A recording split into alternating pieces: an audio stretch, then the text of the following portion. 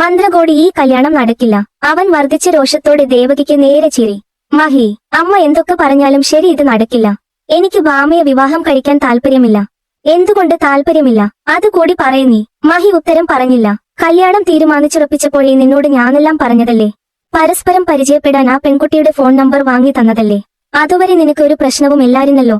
എല്ലാം അമ്മയുടെ ഇഷ്ടം പോലെ എന്നല്ലേ നീ പറഞ്ഞത്.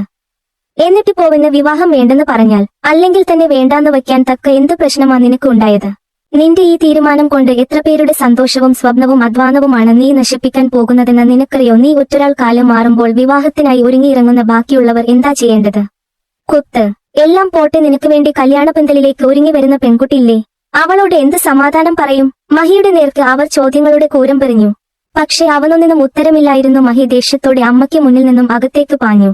അവൻ പോയ വാതിലിനുള്ളിലേക്ക് കുറച്ചുനേരം നോക്കി നിന്നു. ദേവകിയമ്മ മരവിച്ച മനസ്സോടെ ഉമ്മറത്തെ കസേരയിലേക്കിരുന്നു. ഇന്ന് രാവിലെ മുതൽ തുടങ്ങിയ യുദ്ധമാണ് താനും മഹിയും തമ്മിൽ. അവനീ കല്യാണം വേണ്ടത്രേ.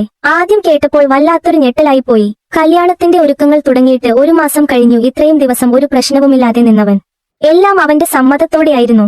കല്യാണത്തിന്റെ 2-3 ദിവസം മുന്നേ നാട്ടിലേക്ക് വരൂ എന്ന് പറഞ്ഞവൻ 2 ദിവസം ബാക്കി നിൽക്കെ വന്ന് വിവാഹത്തിന് സമ്മതമല്ലെന്ന് പറഞ്ഞാൽ താൻ എന്താണ് ചെയ്യേണ്ടത്?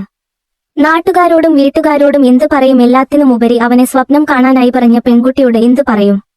ഇത്രയും നാൾ ദേവകിയമ്മ ടീച്ചർ ഉണ്ടാക്കിയെടുത്ത പേരും ബഹുമാനവും എല്ലാം ഈ ഒരു വിഷയത്തോടെ തകരില്ലേ?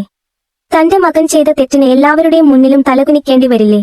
ഒരുപാട് പേരുടെ സ്വപ്നം തന്റെ കുടുംബം കാരണം. അവരുടെ നെഞ്ചുവിങ്ങി.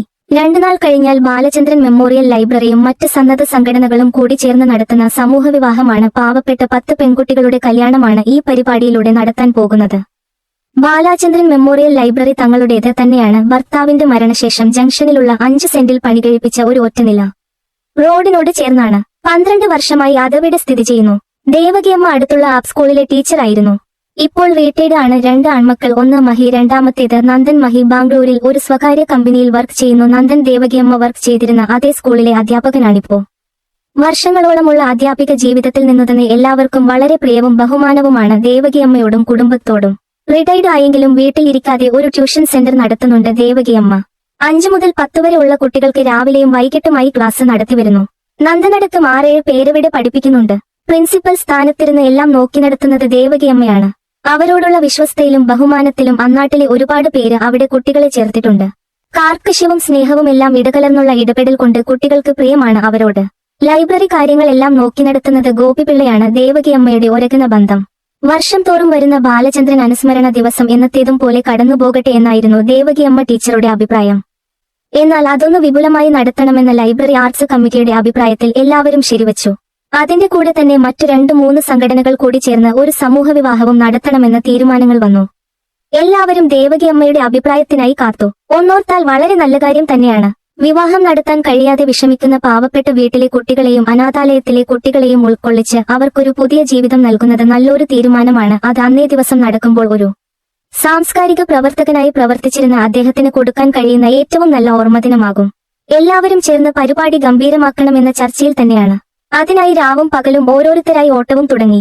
ആർട്ട് ആൻഡ് സ്പോർട്സിൽ തന്നെ ഇന്നാട്ടിലെ നല്ലൊരു വിഭാഗം ചെറുപ്പക്കാരുണ്ട്. കൂടാതെ നന്ദനും മറ്റെല്ലാ കാര്യങ്ങളും മാറ്റിവെച്ചു ഇതിലേക്ക് ശ്രദ്ധ കേന്ദ്രീകരിച്ചു നിൽക്കുകയാണ്. പെണ്ണിന്റെയും ചെറുക്കന്റെയും ലിസ്റ്റെടുത്തപ്പോൾ തന്റെ ട്യൂഷൻ സെന്ററിൽ പഠിപ്പിക്കുന്ന ഭാമ എന്ന പെൺകുട്ടിയുടെ പേരിനടുത്തേക്ക് തന്റെ മകന്റെ പേർ കൂടി എഴുതി ചേർത്തു. കണ്ടുനിന്നവരുടെ മനസ്സ് നിറഞ്ഞു. ദേവകിയമ്മ എല്ലാവരെയും നോക്കിയൊന്നു പുഞ്ചിരിച്ചു. എന്റെ ഒരു മകന്റെ വിവാഹം കൂടി നടക്കട്ടെ, ഒരു മാതൃകയാകട്ടെ ചോദിച്ചപ്പോൾ അവനും സമ്മതം. ഭാമ അച്ഛനും അമ്മയും ഇല്ലാത്ത കുട്ടിയാണ്. അമ്മാവനും അമ്മായി